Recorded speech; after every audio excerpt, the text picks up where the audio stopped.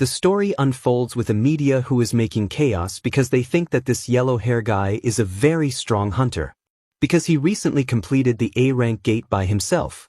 And there's also a story that he has subdued an S-rank hunter during the recent dungeon break. Media asks him if he is manipulating his awakening level all this time. But the man is completely calm and says no word. He thinks to himself that the fact he made money off this hunter job was just a coincidence. Not because he has the abilities these people here think he does. It was luck and a bit of bluffing that got him to where he is now. In short, our boy is just a piece of crap, and he doesn't even understand what the reporters are asking him right now. They ask him if he has any plans.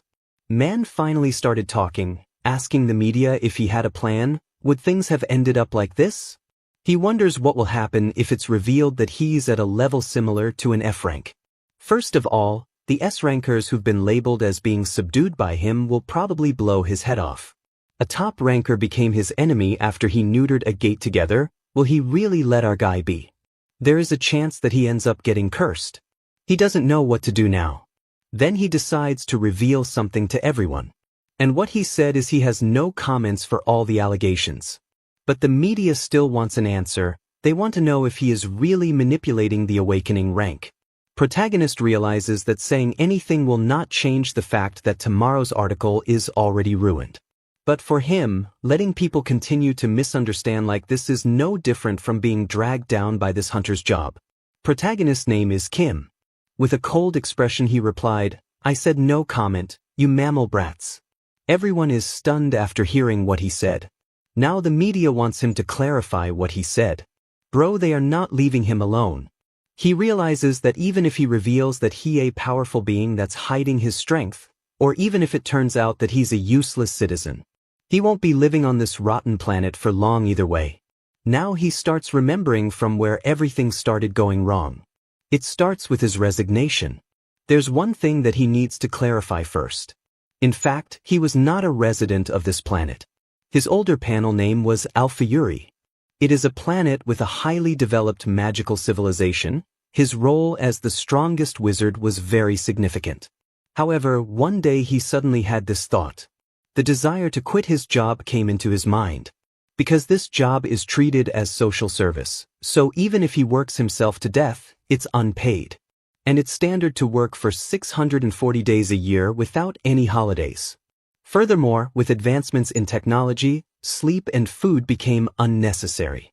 And over time became an obvious part of life. He can't even remember the last time he was able to go home on time. Now, the problem is how to resign. Given his significant role, it wasn't a job he could easily quit. They've placed restrictions to prevent high-ranking individuals from abandoning their duties.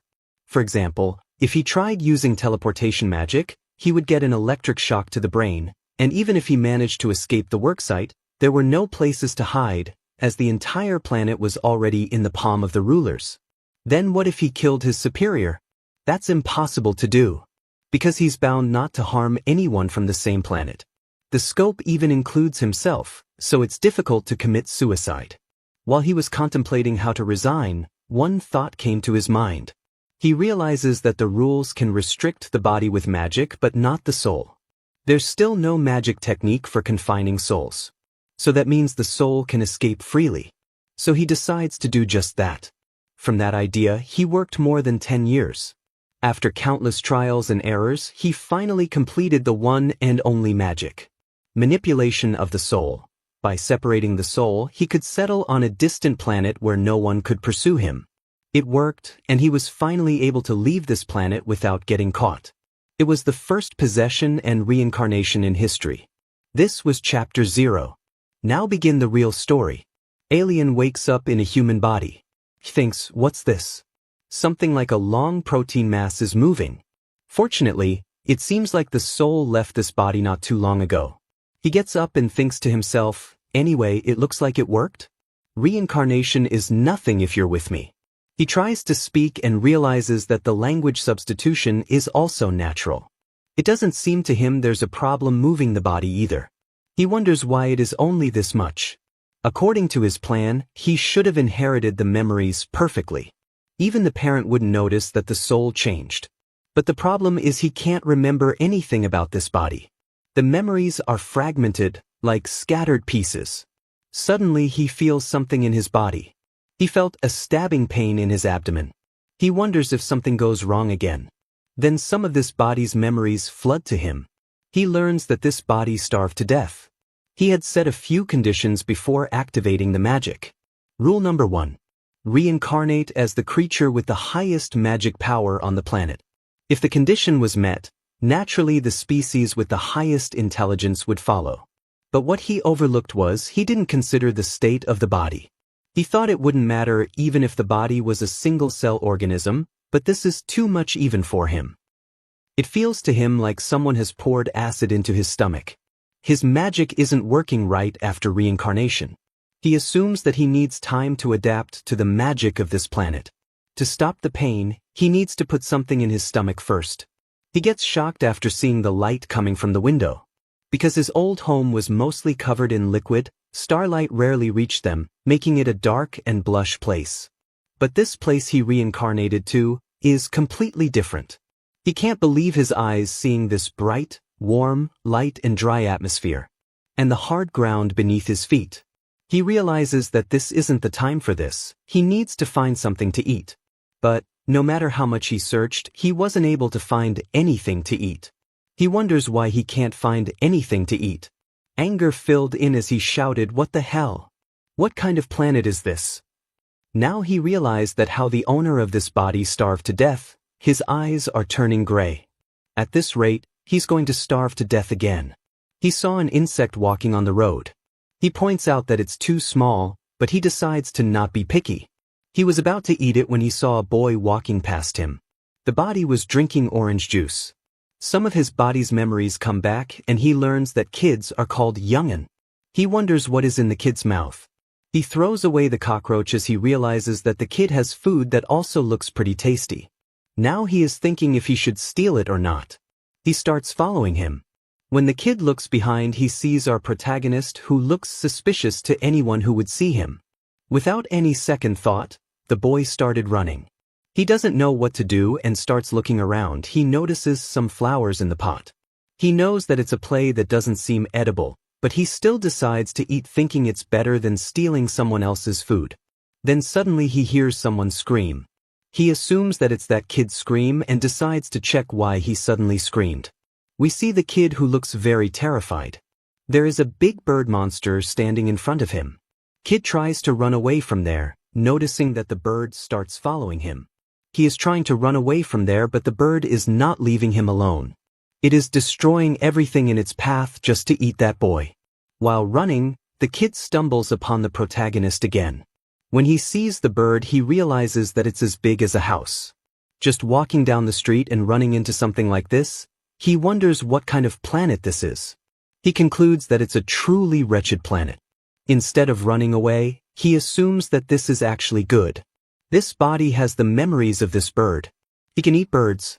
So he decides to hunt it because he finally found a wild animal that is worthy of being prey. And as the strong grand sorcerer, he could kill that monster with just a cough. Once he adapts to the magic here, conquering this small planet will be no trouble for him. Suddenly, he senses a very strong magic power. The feeling of the magic sweeping through every cell of his body made him realize that this is Earth's magic. But there's so much, he can't handle this much. He explains if the other planets are like small buckets. Here, it's like diving into a swimming pool.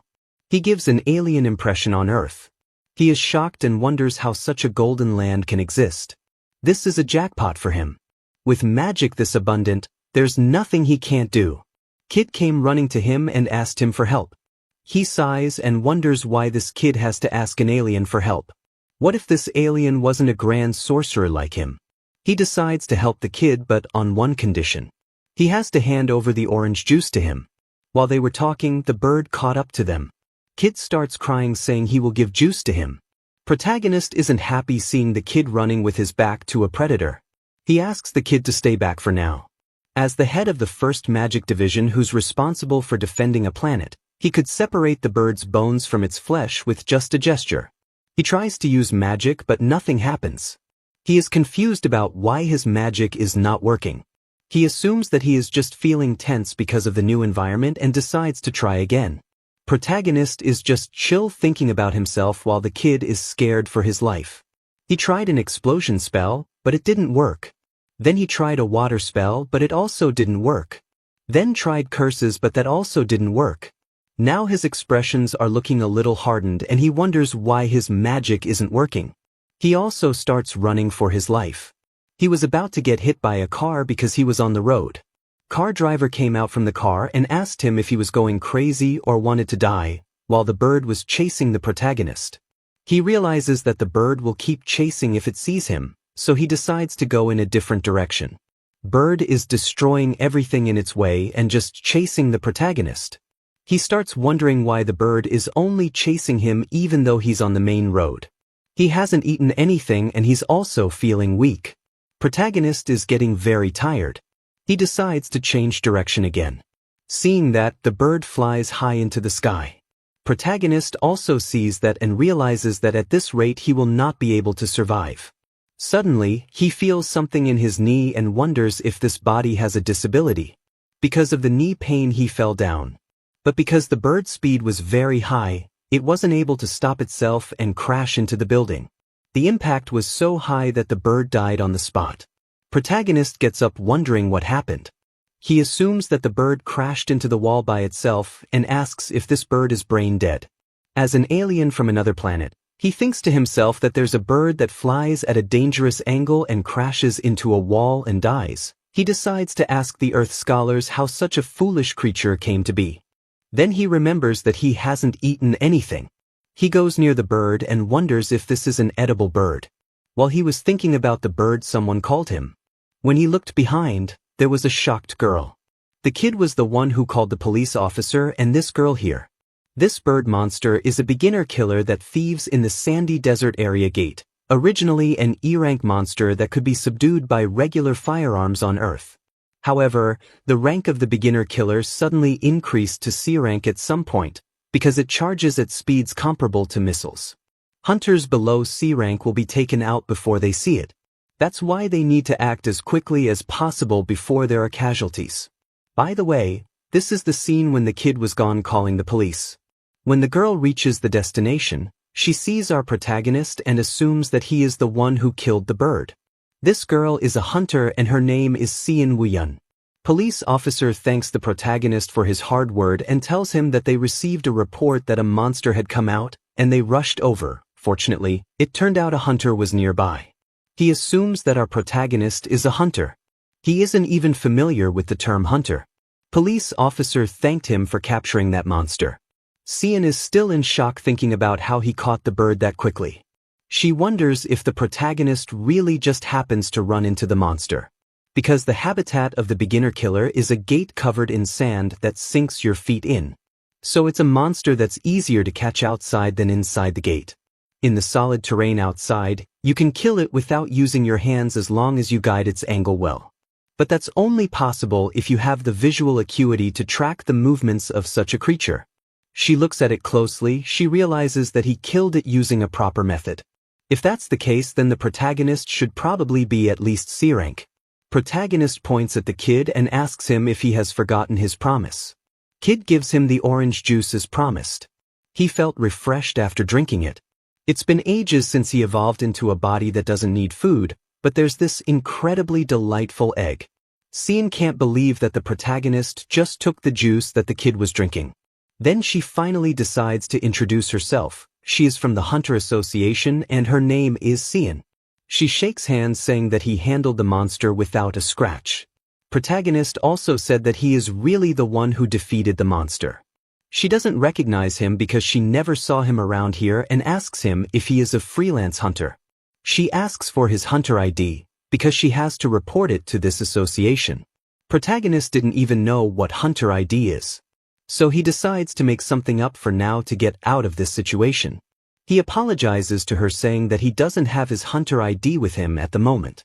Hearing that, she decides to look him up in the association registry. She asks him for his name. Protagonist didn't even know the name of this body. Looking at his face, Sean realizes that he is lying. She asks him if he has registered himself as a hunter or has taken the awakening test. She points out that using abilities on the road without registering as a hunter is illegal. Protagonist doesn't even know what she is talking about. He wonders if he'll really get screwed like this. Protagonist lies to her saying that he is registered but left his hunter ID at home. He asks her to wait here while he brings his ID right away. He leaves the place thinking that he'll never come down this road again. When he reaches home, the first thing he does is find his ID card. He checks it and learns that his body's name is Kim Kiryo. This is going to be his name from now on. After searching the whole home, he wasn't able to find the hunter ID, realizing that this body never registered as a hunter. He also found some cigarettes while searching for ID. Kim doesn't know what these things are and why there are so many of them. When he looks at them closely, the memories of his body start coming back. He learns that the owner of this body used to smoke a lot of them. He gets very angry at the previous owner of this body for being a heavy smoker. As smoking is fatal for wizards, wizards combine the internal magic circulating within their bodies with the external magics in nature to cast spells. Now, a quick question by Kim: what organ is used to combine internal and external magic? And the answer is the respiratory system, especially the lungs. That's why he wasn't able to cast magic. He wonders what possessed the previous owner of this body to ruin his lungs. In Kim's old planet Alpha Uri, where the majority of the population can use magic, this would be unimaginable. He thought they were just primitive, but he never expected there'd be people this insane. He calms himself down because what's done is done, no one can do anything about that. He blames himself for being so blinded by the amount of magic that he didn't notice the flawed body. He decides to find a way to fix this body. After all, he escaped from his previous planet. He can't give up over something like this. He concludes that he will live the rest of his life on this new land. And he will definitely live happily. Then Kim goes to a police station. Here the police officer asks him why he did that despite being so knowledgeable. Kim says sorry and wonders if he underestimated life on another planet too much. He can't believe he got taken in just a few hours after arriving on Earth. After 10 minutes of investigation, Kim is feeling extremely hungry. He thinks that there's still a mountain of things to investigate about Earth. He needs to somehow solve this state of malnutrition. He suddenly gets a smell of something. That was the smell of pork soup. He was standing in front of a Sunhee's pork soup. He enters the shop and orders pork soup. He didn't know that there was food this close by. He realizes that he went through unnecessary trouble without knowing. He takes 1 spoon of pork soup and says that it's delicious. It's hot but tasty. His mouth is hurting but he can't stop. His hands are moving on their own. He thinks that he's falling for this food. It was good for him up to that point. Kim is sitting in the police station because he ate the pork soup and ran away without paying. Kim tells the police officer that he forgot to pay. Then a police officer from before who was with Cian arrives there. He notices that Kim is the hunter from before. He lets Kim go with a warning because it's his first offense and advises him to not do this again. Kim says that he will pay the restaurant and asks if he can go now. Police officer asks him to wait a moment and says that from the investigation earlier, they have learned that he isn't a registered hunter from the association. Officer assumes that Kim has awakened recently, so he advises him to visit the Hunter Association, take the test, and there is no fee. Officer also wants to Kim's rank and asks him to get tested fast. Kim is free now and wonders about the awakening thing they're going on about. He wonders if it is a concept that Earth people are supposed to know. Because everyone is insisting so much, he decides to give it a go. He reaches the Examination Association and gets a flashback from where he learns that Kim has already visited this place and his rank was F. Cian also arrives there and says hello to him. She asks him what brings him to the association. Because Kim is already here, she asks him to show his hunter ID that he was gone to get from home. After hearing that, Kim remembers how he lied to Cian about bringing the hunter if from home. Fortunately, he has recovered some of his memories now, so he can say for sure.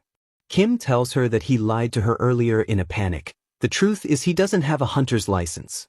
She was already wondering why he didn't come back. He tells her that he is registered as awakened. He just didn't apply for the card because he was disappointed with the test results. He reveals to her that his rank is F. She gets shocked and asks him how an F rank can catch the beginner killer.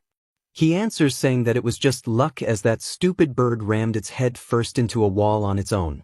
Hearing that, she thinks that a beginner killer failing to adapt to the external environment and accidentally killing itself is not impossible, as there are already some cases like this. But the person she saw then had an expression as relaxed as if they'd killed hundreds of C-rank beasts, without a hint of fear. She assumes that Kim is trying to hide his real rank. Most of those who hide their awakening level are dangerous people considering illegal activities. She starts assuming that Kim is also a bad person. She doesn't say anything to Kim and just says that beginner killers are indeed not that smart. In reality, Kim doesn't know about human reactions. Seeing Sean, he realizes that humans use subtle facial muscle movements to express emotions and decides to learn them to appear more friendly. He decides to give it a try. But when he tried, he made a very creepy face. Seeing Kim's expressions, Sean wonders what's wrong with him and gets more suspicious of him. For now, she decides to get out of here safely. She remembers that she has to give him something and asks for his name. Kim tells her his name. She takes out some money and gives that to Sean. Kim can't believe that there are such nice customs on the earth, like suddenly giving money as a greeting. Kim asks her why she is giving this to him. She answers saying that he left the beginner killer's corpse behind earlier. She had to dispose of it, and that's Kim's share of the money. Kim remembers the food he ate before getting caught this morning was 8,000 per serving. So, with just a fluttering piece of paper, he could get 6 bowls of soup. Kim can't believe that bird is worth so much money and asks if their feathers are expensive. She answers saying no and tells him that beginner killers have soft bodies, so they're not valuable as products. He was lucky it had a magic stone. C-rank magic stones that go for 2 million won. Hearing 2 million won, Kim asks her why his share is only 50,000. She says that his share is low because the damage costs incurred while he caught the monster, she has processed them under his name. If only Kim hadn't fled, they could have legally obtained hunter immunity. He says sorry to her. Then she leaves saying good afternoon. Kim clenches his fist and thinks that in his homeland, that bird monster is no different from a bug crawling on the street. 200,000 won just for twisting off a bird's needs is 75 bowls of soup and rice for Kim. To survive on Earth, one needs money. And he came to this Earth for a happy life. To enjoy an ideal lifestyle, he needs even more money. So, he has to become a hunter. Until lunchtime today, Kim was thinking that his future would be bleak. Because the owner of this body was dirt poor, spending money on a bowl of soup would wipe out all their savings. Now he knows being a hunter can make money. In that case, he'll hunt with magic and make a living. Although magic isn't working for him right now. He needs to find a sufficient number of monsters. A man shouts in front of him that a gate opened over there. Hearing that, he also starts seeing the gate. Gates are the hunting grounds where Earth's hunters operate.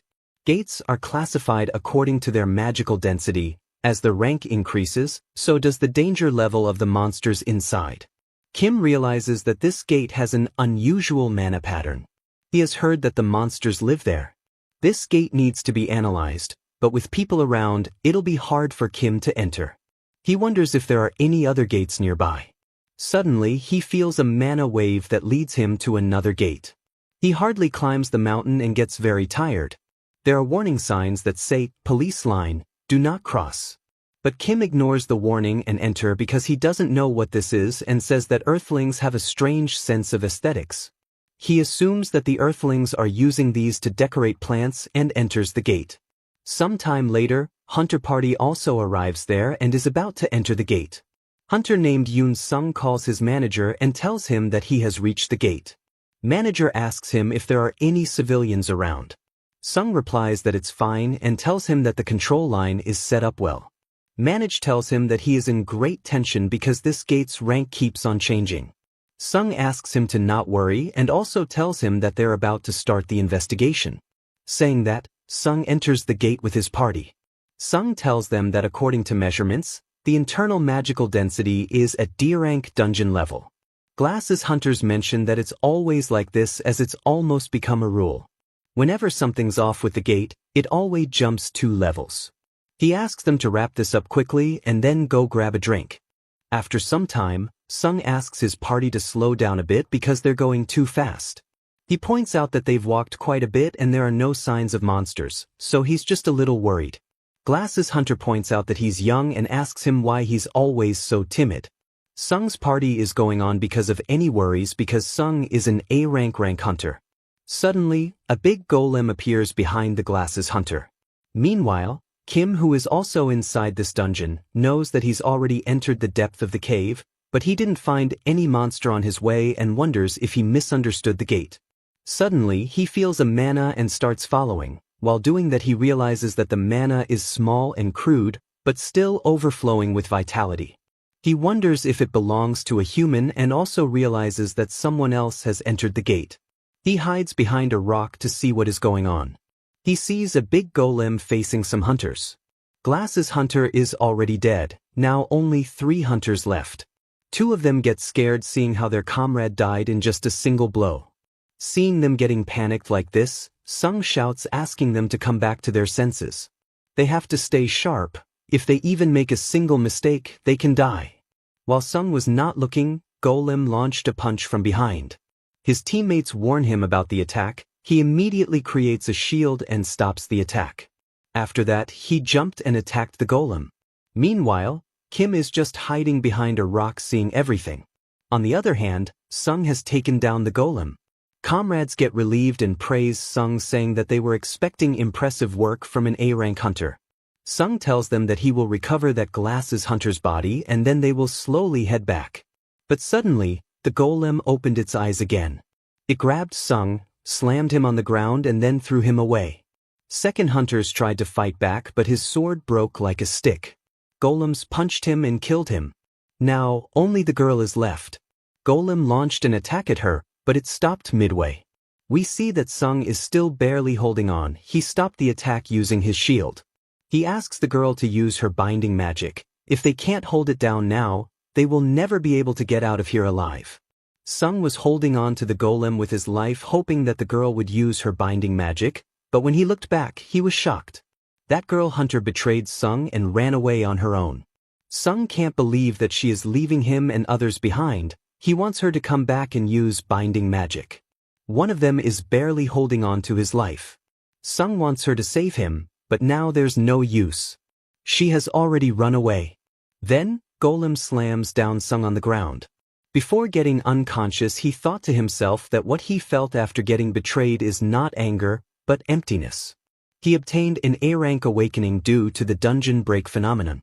Offers from all sorts of massive guilds poured in, he met good connections, formed a team, and they increased their gate conquest achievements. Everything was going so smoothly for them. He never expected for things to end like this, in such a miserable way. Golem was about to step on Sung, but then, Kim enters the scene saying he can't stand it anymore. He wonders if this is the nature of the Earthlings. But with the time he got while they were fighting with Golem, he was able to complete his analysis. He gets surprised seeing the Golem from close up, but it doesn't matter to him because this Golem is too outdated for him. Golem, a clay figure that moves using man as its power source. Golems served various roles in Alpha-Yuri, Kim's original planets. From everyday tasks like labor, errands, and construction work to war machines. Alpha-Yuri was truly a nation built on the labor of golems. Even Kim majored in golem weaponry. The reason there are no monsters here is because this guy is on guard duty. Kim assumes that this gate is a private property. Since Kim has woken up the guard, there's no way he's getting out easily, so he has to deal with it. Even though Kim can't use magic here, he has his own ways of doing things.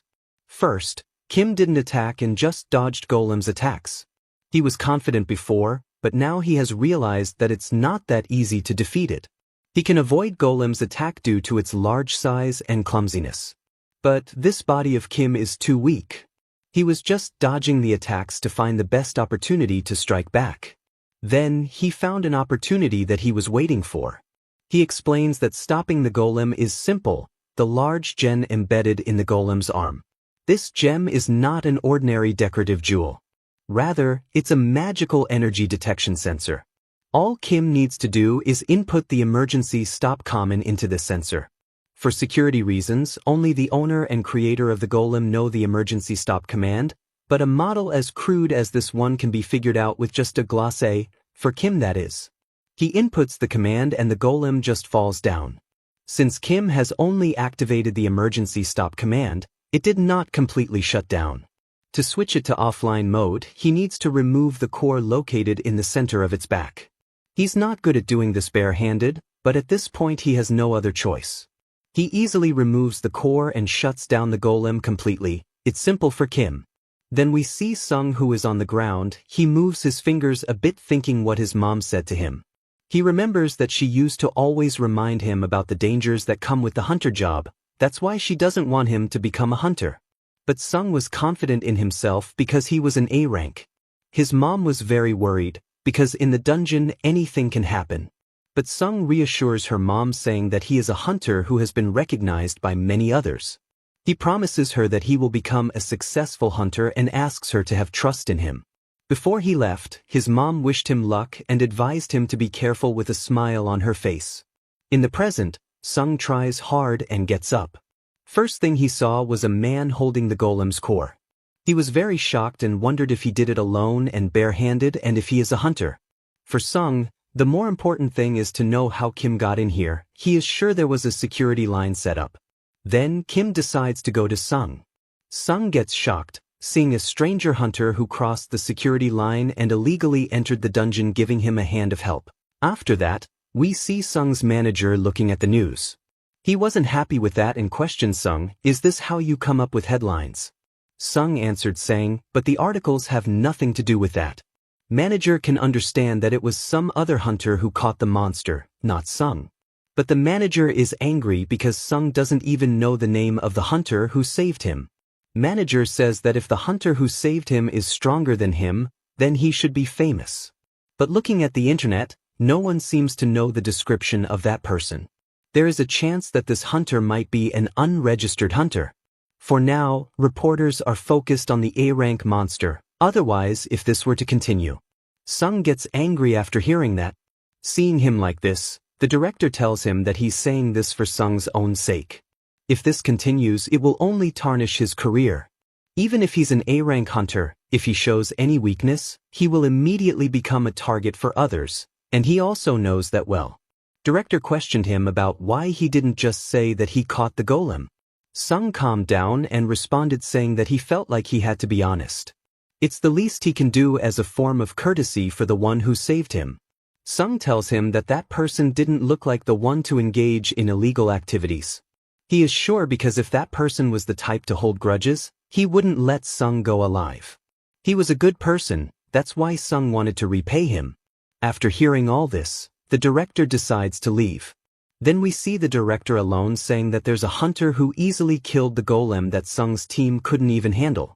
He wonders if there really is a strong hunter with such integrity, and if there is, he wants to meet him. After that we see Kim. He concludes that Earthlings are God after looking at the smartphone. Last night, he accidentally unlocked his smartphone. And he's been like this all night. He learned that he can access information freely even though he's not part of the privileged class. He wonders if this is heaven. Thanks to this smartphone, he gained a lot of information. First, the gate he entered was not private property. Second, each gate has different entry restrictions. Since Korea was a country that managed awakeners thoroughly, even entering a gate required prior approval. That approving body is known as the Korea Hunter Association, abbreviated as Hunhyup. And then third, Sung is not a petty thief who's trying to rob a gate with an owner. For now, he decides to get the hunter's license first. He is at the destination of the hunter exam. First, the teacher gave theoretical safety training. They are going to distribute the devices shortly. Kim standing in the crowd feeling bored. He summarized things that he learned up until this point. Don't act recklessly in front of monsters. Kim receives his device. After getting it, he questions what it is. Hearing that, test taker gets really surprised. People start wondering if he was living in the mountains all this time or if he has come from another planet. Seeing all the commotions, Kim realizes he made it obvious that he's an outsider. Test taker explains to him that this device is a basic analyzer. It uses pixiglass technology, and the test taker will explain to him now how to use it. Then the teacher asked everyone to reflect the monster in the lens of the device that they got just now. When Kim did that, the device told him all the details about the monster. This is a poison butterfly that is F-grade. Today, Kim has learned that Earthlings use tools to identify the enemy's identity. Then the test taker told him that all the analyzers not only just support monster identification but also have item search functions. They help one find useful resources. Test takers asked them to look around and give it a try. Kim pointed the device at the test taker, but it didn't work. He realizes that it doesn't work on people. Then he points it at the fruits. This is a heat fruit, a plant species characterized by red muscles composed of various fibers. After checking the identification functions, he assumes that it should be able to recognize this too. He pointed it at soil, but it showed no data. He gets confused because the device categorizes useful resources, but it shows no date for soil. Suddenly, he wonders if it only detects things with mana. Distinguish between things that are vulnerable and those that aren't based on the presence of mana in them. It's convenient, but it's a rather imprecise method. There are many things that are useful even though they don't contain mana. This soil is the perfect example of that. At first glance, it looks like ordinary soil. He explains about absorptions. It's a rare spell that absorbs mana. He assumes that no one here knows about absorption magic. But it's strange for Kim. If this world had even slightly developed magic studies, there's no way they wouldn't recognize absorption magic. He wonders why nobody knows about this. Suddenly, something comes to his mind. He calls the test taker and tells him that he has a question. He asked him if he knew when magic, or rather, awakeners began to appear in Korea. He answered saying yes and told him that they started appearing 7 years ago. At that time, the dungeon shock caused awakeners to appear simultaneously all over the world. Kim gets shocked after hearing that it's only been 7 years since magic appeared on Earth. Because in his original planet, the history of magic has surpassed 60,000 years. He thinks that he's been living with primitive people all this time. Now it's no surprise for Kim that all the tools here have electrical properties. He thinks primitive magical knowledge, an enormous level of technological prowess that contrasts with that knowledge. To think evolution has taken place is such an abnormal path. This is completely fascinating. Now, he has learned that when he will use absorption magic, no one will know.